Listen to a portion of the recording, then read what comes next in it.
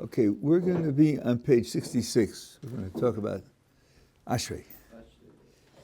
I can tell you that for many years, we say Ashrei 3 times a day. And there is even a statement that someone says Ashrei 3 times a day or 1 time a day has a special merit to get into the world to come.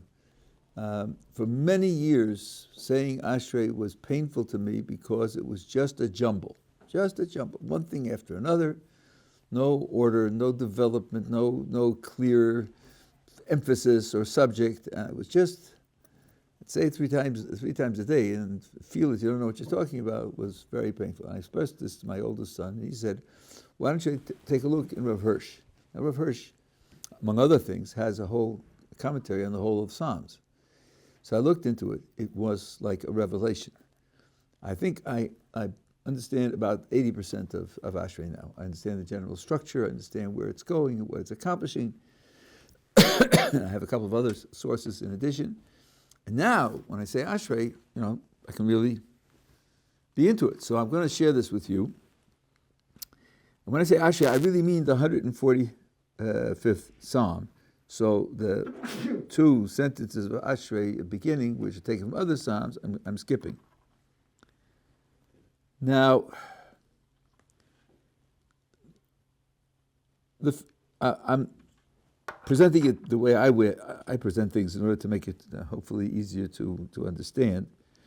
The first question is to look at each verse and ask whether the subject of the verse is talking, the verse describes talking, or whether it does something else. Just that discrimination. So let's take a look. I don't know, I guess I'll use the translation. I will exalt you, my God, the King, and I will bless your name forever and ever. Exalting and blessing are speech. I'm going to talk about these things. So the first verse, the subject of the first verse is talking. Every day I will bless you, and I will laud, that means to praise, your name forever and ever. Blessing and praising are speaking. So the second verse is about speaking. Hashem is great and exceedingly lauded. His greatness is beyond investigation. This doesn't talk about talking. It doesn't talk about someone speaking. It talks about Hashem and speaks about his greatness being beyond investigation. So I have 2 verses which describe talking, and the third verse which does something else. 4, Dalet, generation to generation will praise your acts and will tell of your mighty deeds. That's talking, right? 5, the splendorous glory of your power and your wondrous deeds shall I discuss. So that's talking. And of your awesome power they will speak, and your greatness I shall relate. That's talking. They will express the remembrance of your abundant goodness and sing joyously of your righteousness. So that's talking. So far we have 2 verses which describe talking and 1 that doesn't. Now we have 4 verses that describe talking. Can you guess how many there'll be now that don't? This isn't hard, Miller analogies. It's 2 and 1, and now it's 4 and 2, right? Now that's how it works. Ches, gracious and merciful as Hashem, slow to anger, great in kindness. That's not talking. Hashem is good to all. His mercy is on all his works. That's also not talking. So I got 2 and 1 and 4 and 2. Now, Yud. All your works shall thank you, Hashem, and your devout ones will bless you. Back to talking. How about that? Of the glory of your kingdom they will speak, and your power they will tell. Again, talking. To inform human beings of his mighty deeds and the glorious splendor of his You're going to inform people of all of this. That's also talking. That's 3. So you got 4 talking and 1 not.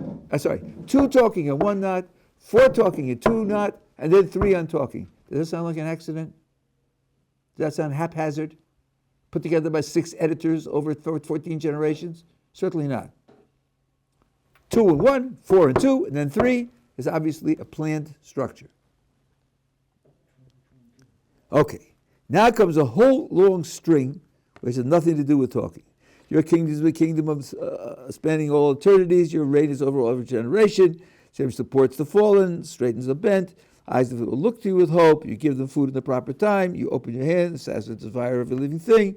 Righteous Hashem in all his ways, magnanimous in all his deeds. Hashem is close to all who call upon him, to all who call upon him and sincerely. He will do the will of those who fear him. He'll hear their cry and save them. That's a lot of verses that have nothing to do with talking. Hashem protects all who love him, but the wicked he will destroy. Now we're back to the final verse. And the final verse is, may my mouth, well, I don't like this translation. My mouth shall declare the praise of Hashem, and all flesh shall bless his holy name forever and ever. That's back to talking. So there's a structure here. The first thing we have to distinguish and pay attention to is the difference between verses that describe talking, number one, and on the other hand, the verses that say something, but they don't describe talking. Now we're going to go through it again and ask, in the verses that describe talking, who's talking? Who's the speaker? Back to the beginning. Well, the first two, I will exalt you, my God. I will bless you. Every day I will bless you, and I will laud you. Someone who is referred to by the word I is the speaker in the first 2 verses. Let's say it's Dovid HaMelech, because this is one of his psalms. We'll expand it a little bit later, but let's call it Dovid HaMelech, so we'll have it to have as an identity to use. The third one we skip to the fourth one. Now watch. Generation to generation will praise your acts and tell of your mighty deeds. This is the public over time. The public over time. That's verse 4. Next, the splendorous glory of your power and your wondrous deeds, I shall discuss. Aha. So first you have the public, then you have King David. 1 verse the public, and then 1 verse King David. Now watch. Vav. And of your awesome power they will speak, the public, and your greatness I shall relate. Now it's collapsed into 1 verse. In 1 verse, it's the public and King David. And then in Zion, they will express the remembrance of your goodness and sing joyously of your righteousness. That's only the public. So it's like a little bit like a conversation, hey? There's the public and King David, the public and King David and the public. Back and forth, back and forth. So we'll have to ask, what are they talking about? What are they discussing? Obviously something's going on back and forth. The first 2 verses are King David making some kind, performing some kind of speech, and the 3rd verse that describes something, and then you have a back and forth between King David and the public. Then you have 3 verses where the verses describe what Hashem is. So somehow after this conversation back and forth between King David and the public, there's a statement of 3 things of what. I'm sorry, there are 2 verses that describe what Hashem is. And then you have 3 verses, which is the public. All public. All your works shall thank you, and devout ones. The glory of the kingdom, they will speak. Your power, they will tell to inform human beings as mighty deeds. This is discussion going on in the public. King David is not here at all. Then comes a long list of descriptions. And when you finally get down the bottom of page 69 to the last verse, the tough, it's King David again. So King David's at the beginning, King David's at the end. In between, there's a conversation back and forth between King David and the public. And there's a long list of things that the public say. That's who's talking. Now, we have to take a look at what's being discussed. Let's go back to the beginning. King David starts by talking about praising God. Praising, blessing can mean it's another kind of praise. And the thing he says in praise of God is, the third verse, Hashem is great and exceedingly lauded. His greatness is beyond investigation. Now here I have to teach you the fact that the word great, the word in Hebrew translated as great, is a code word. In our literature, it's a code word. The word in Hebrew is gadol. Gadol means big. Okay, we use the word even in English, big, to speak of greatness. He's a big mathematician. He's a big football player. What I mean, he's tall and heavy. What I mean is that he's on the top of the field. Great also indicates physical size. There used to be something in English called the greatcoat. The greatcoat was the top garment, the garment that you wore over all the other garments, and therefore it had to be the largest garment. The extra thickness of the other garments that you wore. Now, size, with respect to HaKadosh Baruch Hu, is a little funny. HaKadosh Baruch Hu is not a physical thing at all. So using a word whose basic meaning is size is a little funny. Greatness means somehow an enormous amount of positive value. That could be applied, obviously, to God. Gadol in the Hebrew literature is a code word for chesed, for loving kindness. When Moses asked God for mercy after the golden calf, he says, Yigdal na'koach Hashem. The strength of Hashem should be great, big. The bigness of it refers to loving kindness. Why would that be? Why would loving kindness be associated with big size? So, up to what I've said now is all in traditional sources. What I'm saying now is my own idea. Big is a doubly relative term. First of all, as you all know, a big ant is much smaller than a small elephant. So big is, first of all, relative to the category that you're applying it to. And second of all, within the category, it's comparing the size of two different things in the category. A big ant means, among most of the ants, it's bigger than most of the ants.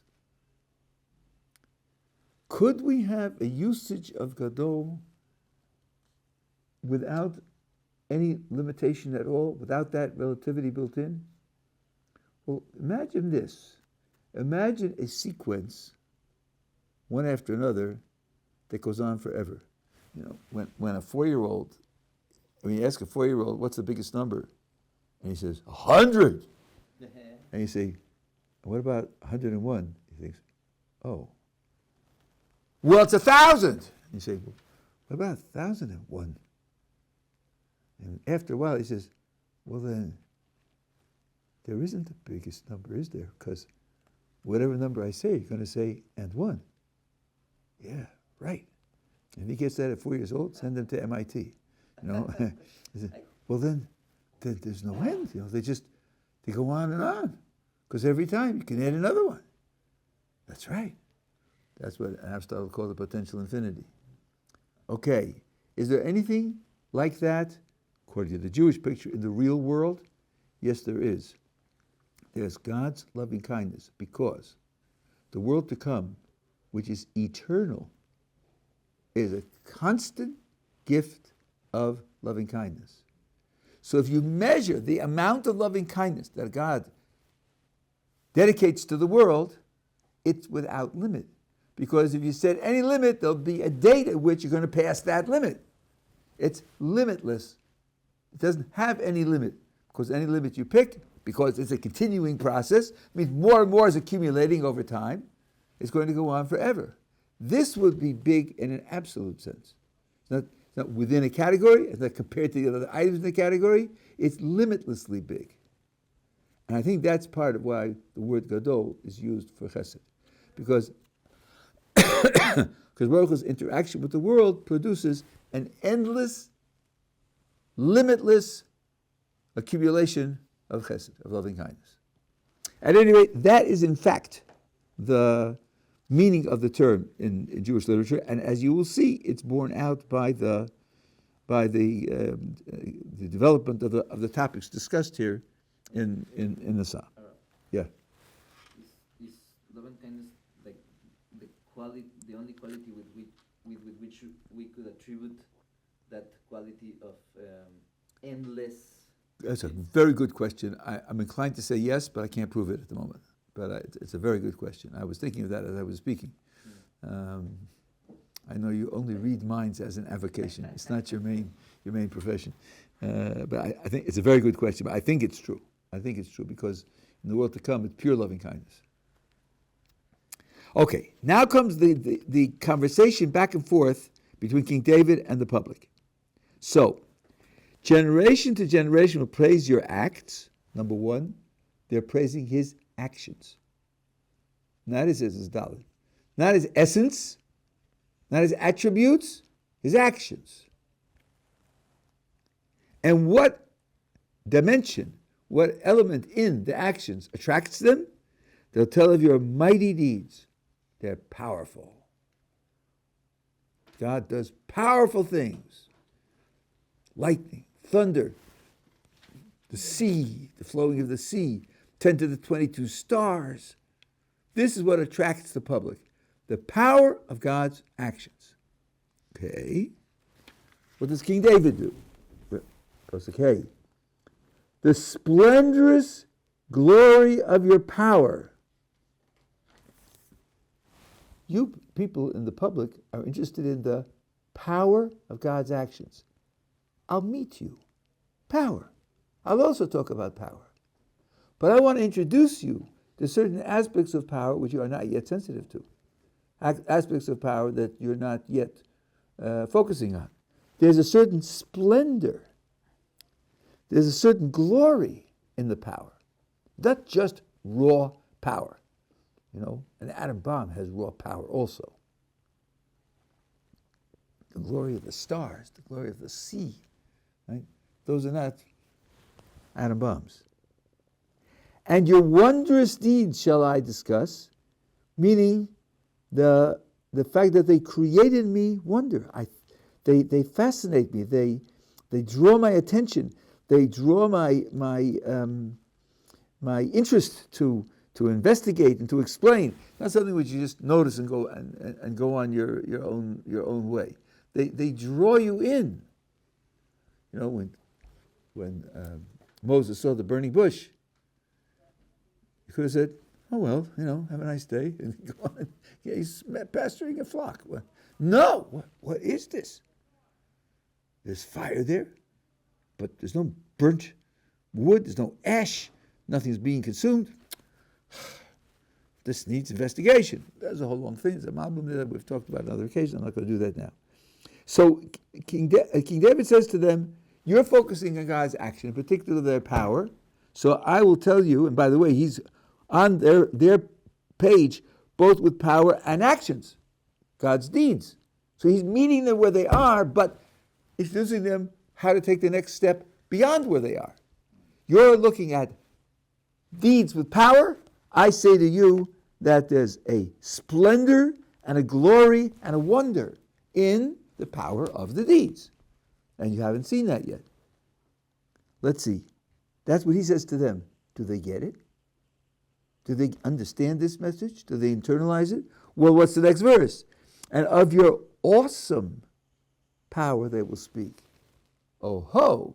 It's not just power anymore. It's awe. They have awe for his power. He's definitely pulled them up a level to a point where they're not just registering power as power, and splendor and glory and wonder can be the things that produce the awe. When you, of course, that word has become, you know, as useful as awesome. You know, that's what you say when you after the third martini when you can't think straight. Oh, that's awesome. But awe means I'm amazed by it, and I recognize something that's immensely superior. King David, by speaking of the splendor and the glory and the wondrous nature of the deeds, brings them to the point where they can appreciate the awesomeness in that power. Okay, now King David makes another contribution. Your greatness I shall relate. Aha, what's greatness? We talked about that 6 minutes ago. That's loving kindness, right? So at this point, King David says, and all those deeds which are awesome and glorious and splendorous and the motivation from them, the source of them is God's loving kindness. That's his second contribution here. Now, do they get it? Does the public get it when he introduces loving kindness? Watch. They will express the remembrance of your abundant goodness and sing joyously of your righteousness. They got it. They got it. In this conversation back and forth, he raised them up from level 1 to level 2 to level 3. And that level 3 is the level that he started with at the beginning. That's his level. So you have a kind of educational interaction here, where he raises them to that level. Now, on that level, what do they say? Well, look at the next 2 verses. Gracious and merciful, slow to anger, great in kindness, good to all, merciful, mercies on all its works. Isn't that loving kindness? They're all qualities of loving kindness. So that's been established now. That's where the way you see HaKadosh Baruch Hu as acting in loving kindness. That's the end of the first section of the song. I think that makes eminent sense. There are 1 or 2 words which probably could be tweaked a little bit, but so far it seems to me to have an eminently clear, sensible structure. Okay, now a 3-verse introduction to the rest, which is description. All your works shall thank you.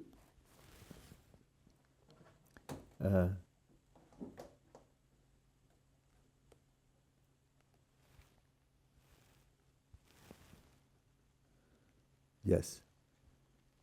And your devout ones will bless you. Glory for the kingdom they will speak. Your power they will tell. Human beings of the mighty deeds and glorious splendor of his kingdom. This is God's control and running the world. Those 3 are describing the speaking that's going on.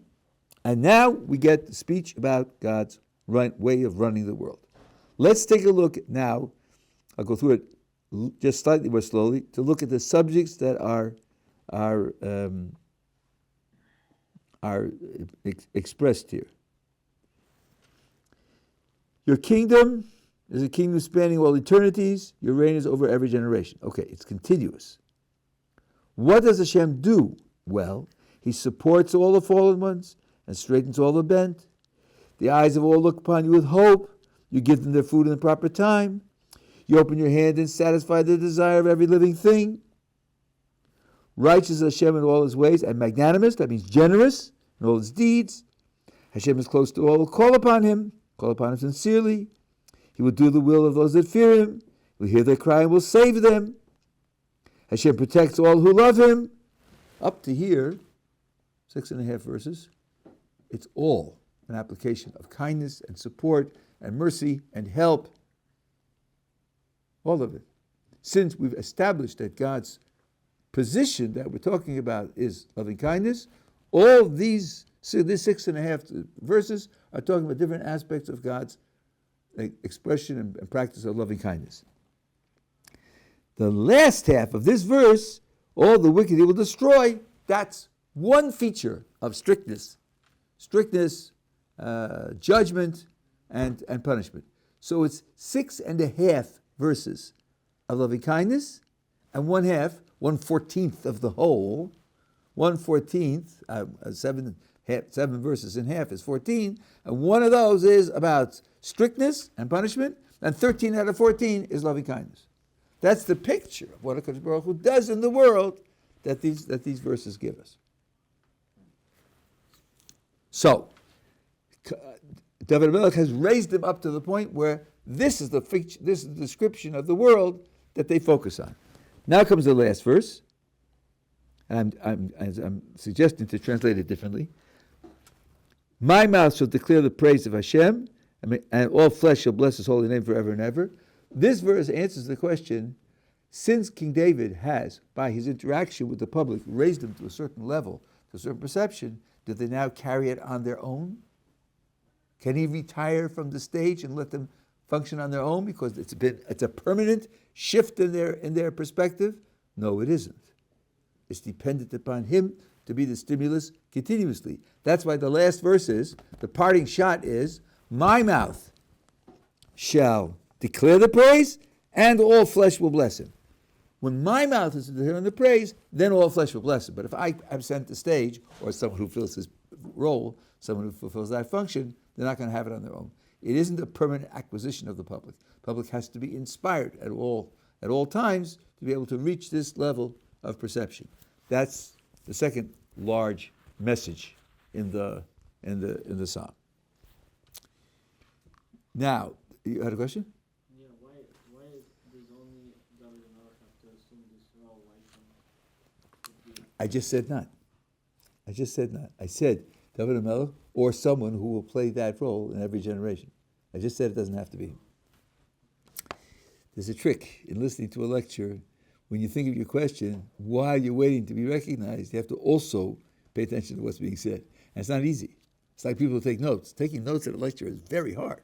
Something that has to be learned over time. It's not an easy thing at all. Because while you're thinking of what words to write on the paper, you also have to be listening to what he's saying. It's not easy at all. But so that's something you'll learn. Now, with this structure, you can explain something which everybody asks. You look on the side, you see the letters of the Aleph base, right? One is missing. There's no Nun. Why is the Nun missing?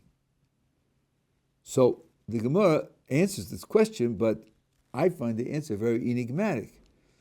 It sort of supports what I'm saying, but it's very enigmatic. The Gemara says, well, the letter Nun is the first letter of the word Nofel. Nofel means to fall. That's why the Nun isn't here.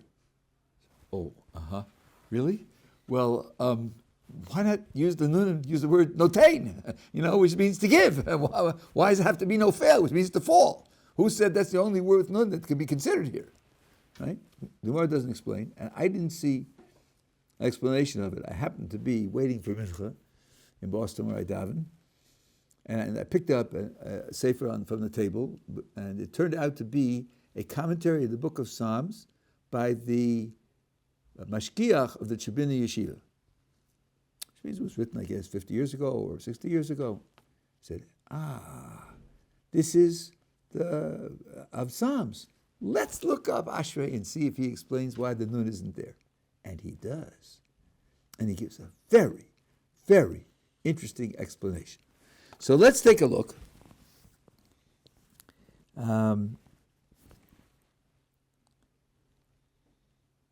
At Chaf. This is on page 69. As the letters go down, it's 1, 2, 3, 4, 5, 6, 7 letters down. We're looking now at the 3 verses that precede the missing Nun. So this verse says, of the glory of your kingdom that they will speak, and of your power they will tell. So, this verse has kingdom power. Remember that. Now the next one is to inform human beings of his mighty deeds, which is power, and the glorious splendor of his kingdom, which is kingdom. How about that? The previous one was kingdom power, and this one is power kingdom. Okay, keep that in mind. Now, the next verse, your kingdom is a kingdom spanning all eternity, and your reign, which is kingdom again, is over every generation.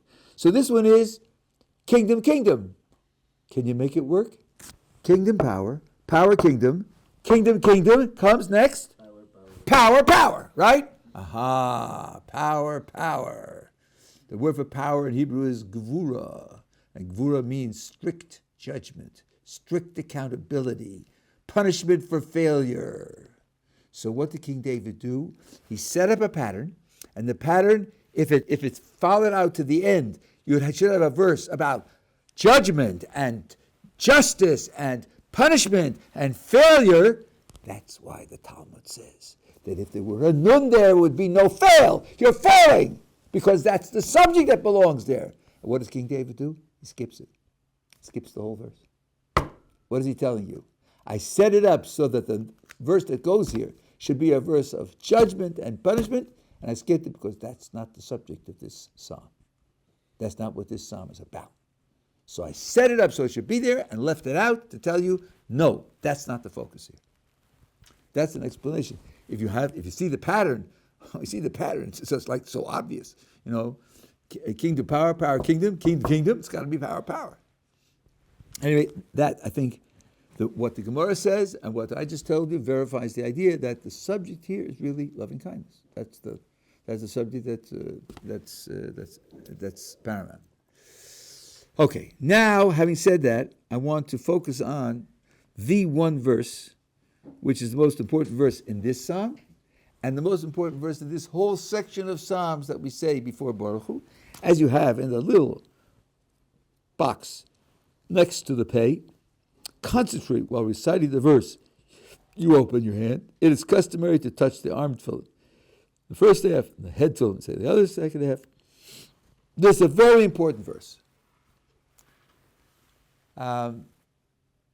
You have a translation here, which is certainly okay. If you look into the Mikras Gedolos, the commentaries on Psalms, the Hebrew commentaries, this is one of the ways that some of them explain it. You open your hand and satisfy the desire of every living thing. Now, in everyday Hebrew, those words would be said a little differently. You would say, Posech Yidecha umazbia ratzon kol chai. That would be the words that would express you satisfy the desire, if ratzon is desire of all living things. Ratzon kol chai. Doesn't say that. It says ratzon masbia le kol chai ratzon. Okay, but this is poetry. So this translation isn't wrong. It's a poetical way of saying this idea. You could say that. But there's another explanation. I heard this from my Rabbi Zatzal, and then someone found that it's at Tzlach and Brachos. Suppose instead of saying, and literally it reads, you satisfy to each living thing will. Will or desire. Let's say will. Ratzon is will. You satisfy to each living thing will. So imagine that instead of the last word being will, it had been bread, food. You satisfy to each living thing food. We would understand it to mean you satisfy each thing by giving to each thing food. That's how you satisfy them. The food is what you give them to satisfy them. Well, now the last word isn't food. The last word is will. So, the idea is you satisfy each living thing by giving it will. What does that mean? It means that you satisfy each thing by planting your will in it. And when the creature acts on your will in it, then it will have satisfaction. So, God plants his will in a squirrel by creating the squirrel in such a way that it does the things that he wants it to do. The squirrel doesn't have free will. It just does what it's programmed to do. And when it does that, it achieves the satisfaction the squirrel can have. It's not exactly empty, because if something prevents the squirrel from doing what its will, its inbent will, then the squirrel will undergo frustration. For a human being, there's more than one will. We have the good inclination and the evil inclination, which I think is the basic division in psychology from the Torah point of view. And other aspects of human psychology have to be classified under those two categories. And now, human being having free will means he's not programmed to act on God's will in him. He has a will which comes from God, and that will motivates him to go in a certain direction, but he can rebel and go in a different direction. But what we're being told here is, The will that God plants in you is the way in which He provides you with satisfaction. Acting on His will is the way in which you will find satisfaction. Okay, we're making some progress. Now, how is that? Why is that? What is it in God's will and what is it in satisfaction that make them partners? So I think we spoke about this when we talked about the Birchas Hashanim, but not everybody who's here now was there then, so I'll speak about it again. This verse talks about giving satisfaction, masbia. What's the status of satisfaction? What's its role? What's its value? So there is a famous verse in Proverbs, Ohev kesef lo yizba kesef. Someone who loves kesef will be never satisfied with the amount of kesef that he has. If you really love something, you love it for itself, so then no matter how much you have, you'd always want to have more. Now there are two interpretations of the word kesef in the commentators. One is money. So that would mean someone who loves money will always want more money, will never be satisfied with the money that he has. And the other, I think it's Rashi, who says kesef is mitzvos. Mitzvos. Someone who loves mitzvos will never be satisfied with the mitzvos that he has. Now, let's reflect. Suppose it means money. And King Solomon is telling us someone who loves money will never be satisfied with the money that he has. Is that a blessing or a curse? Curse. Is this a hard question? A person's never satisfied with the money that he has. He always needs more. He always feels deprived and depleted because he doesn't have more. The Gemara talks about that. A person who has 100 wants another 100. A person who has 200 wants another 200. A person who has 400 wants another 400. Which means, as my Rabbi put it to me, the more you have, the more you lack. That's not a contradiction. What you lack is what you want and don't have. And as you have more, you desire more. And then the more that you desire, you don't have. So therefore, the more you have, the more you lack. Right? That's a terrible curse. Take it to mean mitzvos. Or kesef lo yizba kesef, someone who has, no matter how many mitzvos he has, because kesef can mean mitzvos, he's not satisfied with the mitzvos that he has. Is that a blessing or a curse? That's a blessing. He's not satisfied with his spiritual life. If he's satisfied with his spiritual life, he might just as well be dead. The reason that you're here is to grow and face new projects and new experiences and pass on to others, and that's why you're here. Moses said, "My life is over because I can't go out and come in anymore. I can't go through those transitions anymore." Okay, now having said all of this, for a trick question. The verse here says, God satisfies every living thing by putting His ratzon into it. Are we talking now about satisfaction with the physical or satisfaction with the spiritual? Maybe both. Maybe. Is this blessing expressing a curse or a blessing? Is this verse expressing a curse or a blessing? A blessing. A blessing. These are the great things that God does for us. What did we just say? Satisfaction with the physical is a blessing.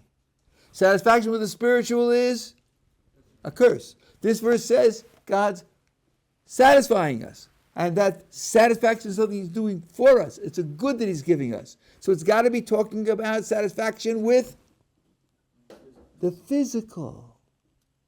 It's got to be talking about satisfaction with the physical. Because satisfaction with the physical is a blessing. Satisfaction with the spiritual is a curse. I hear where the guts are going. But this is Ashrei. Shouldn't it be talking about spirituality? Come on. It's not talking about your bank account. So obviously it's got to be talking about spirituality. But no, it's not talking about spirituality. It's talking about your bank account. I'll explain to you why. But it's got to be, otherwise it would be a curse. The satisfaction has to be satisfaction in the physical. Okay. Now, how does the satisfaction in the physical take place? What's the engine that makes it work? He puts His will into us. And when we act on His will in us, we will be able to experience satisfaction in the physical, and that's the blessing he wants to give us. How does that work? Well, because you talk about God's will, God's will is infinite, and it breaks down into infinity, but there is one expression of God's will which fits here perfectly. One of God's names is spelled Shin Daled Yud. And the Chazal explain a message in that name, which is She'omar La'olam Odai, which means he said to the world, enough. And the picture that Chazal give is when the creation started, the world went through a period of expansion, expanding and expanding and expanding, until the Kodesh Baruch Hu said to it, enough. And then it stopped expanding. So this is not the Big Bang, huh, guys? Because, first of all, the expansion we're talking about is more matter and more energy and more stuff and bigger stuff and so forth and so on. And that the Big Bang is just the expansion of space. And number two, according to science, it hasn't stopped. And here that we're being told that the expansion we're talking about stopped. So don't tell me this was a foreshadow of the Big Bang. But then what's the picture? The picture is the creative energy is operating, the world is expanding, and God says, enough. That's a very striking picture. What's it supposed to communicate? God knows what he's doing. He makes what he wants to make. So the answer is this. When you look at a process, and let's say something's growing, and at a certain point you say enough, that means you're evaluating that process from the outside. You're saying, this process is meant to serve a certain purpose, and now there's enough of it to serve that purpose. It means this thing you're looking at isn't intrinsically valuable. If it were intrinsically valuable, the more you have, the better. No, it's only extrinsically valuable. It's valuable as a means to something else. So I'm measuring this against the something else, and when I have enough of something else, then I stop it and say it's enough. What's growing there is the physical world. So Kodesh Baruch Hu is embodying this perspective. The physical world is designed to serve a purpose. You can measure how much of it you need by the purpose, and then you can say, enough. That's the element of God's will that he makes available to us. He plants it in us to look at the physical world that way, and that's how you get physical satisfaction. When you say enough, you're satisfied. That's what enough means. I don't need any more. So I'm satisfied with what I have. So the picture that we need to internalize and act on is, ask yourself, what am I going to do with the table? What am I going to do with my bank account? What am I going to do with my books? What am I going to do with my clothes? What are they for? Well, they're for a certain project. Measure the physical you have against that project, and when you have enough for the project, then you can say it's enough and you will have satisfaction. If you look at the world as a means, the physical world as a means to a spiritual end, then you'll be able to be satisfied with what you have because it's enough for that end. So God's will in you is the She'omar La'olam Odai will.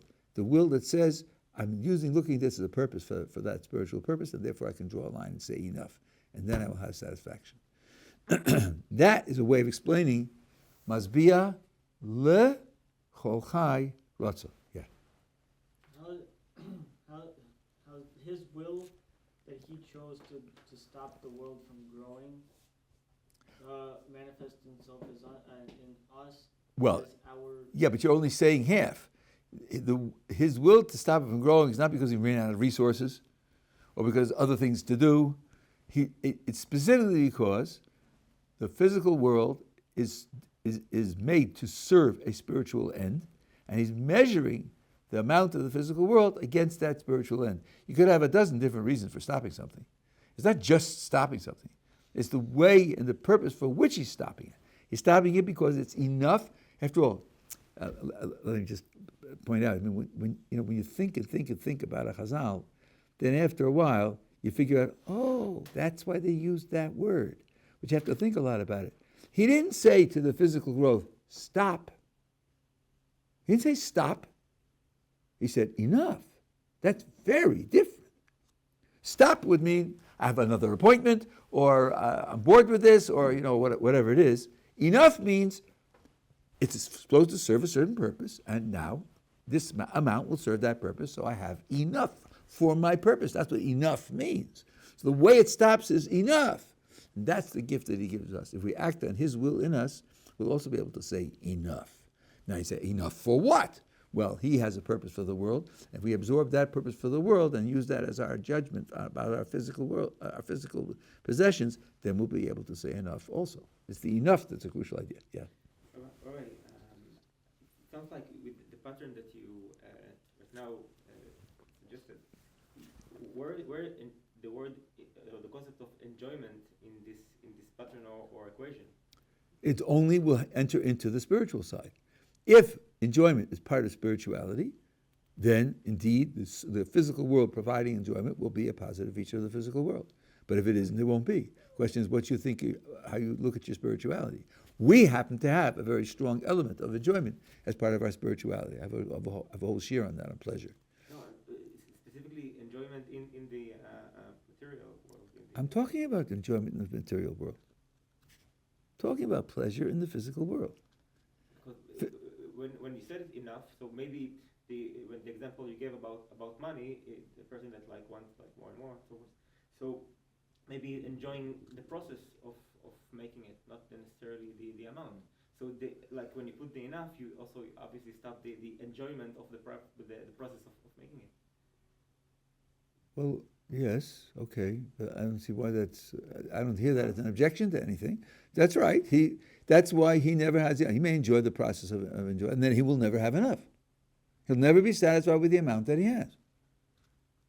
But he will still enjoy the process of making it. Yeah, I didn't say he won't have enjoyment, but I didn't mention enjoyment at all. Yeah, that's why I question where this concept in this sequence. So I'm explaining.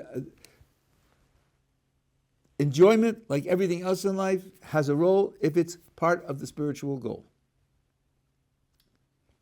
So you have to ask, is enjoyment of the physical part of the spiritual goal or not?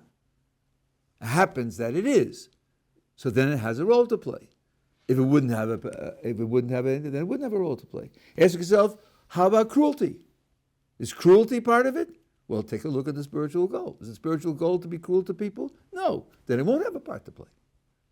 So having a whip with which you can beat up other people won't be something you'll enjoy, you'll be satisfied with or be happy with, because cruelty to other people isn't part of the goal.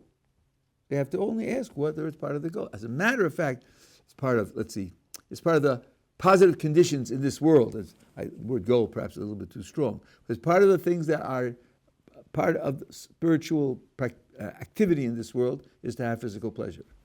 Pleasure from the physical world. As I say, I have a whole share on that, on the idea of physical pleasure. The first chapter of Mesilas Yesharim, the Musar Sefer, the Sefer that tells you how to be good, how to be just, how to live up to your responsibilities. Take a look in the first chapter, and he says physical pleasure is part of that. A person needs physical pleasure in order to be a complete spiritual person. So there's no question that... Okay, yeah. He's satisfying each person with the will to have spirituality as a person's main goal in terms of physicality. That's closer, but it so before it was 50%, now it's 90%. He puts that will in us, but we have to act on that will. Because we have free will, we have the ability to rebel against it and act on other wills that we have in us, like the evil inclination. He puts it there to make it possible for us to have satisfaction by acting on that will. When we act on that will, when we adopt that will for our own, we adopt the perspective of that will, then we have the possibility of satisfaction. So he gives each person with the opportunity to have his will, to match up with his will in creating the world? Or He gives the person, first of all, he implants his will in the person, and then by giving the person free will, he gives him the ability to act on that will in him. When he acts on that will in him, that makes it possible for him to have satisfaction. That's how, it's quite a complex, subtle business. I remember when, this was in the 70s, when Rabbi Zatzal was in my house in Baltimore. I'm sitting in my rocking chair, and my good friend and I were there, and he says, "What do you think of when you say the verse, Poseach Hasidecha?" So we looked at each other. What do we think of?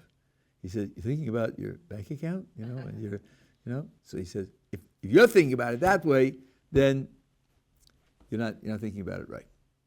And he doesn't satisfy you by giving your bank account. He doesn't satisfy by giving you a car. He doesn't satisfy by giving you a steak. He satisfies you by giving you the ability to be satisfied with the car and to be satisfied with the steak. That's where the satisfaction comes from, not from having the car and having the steak. Lots of people have the car and have the steak and not satisfied at all.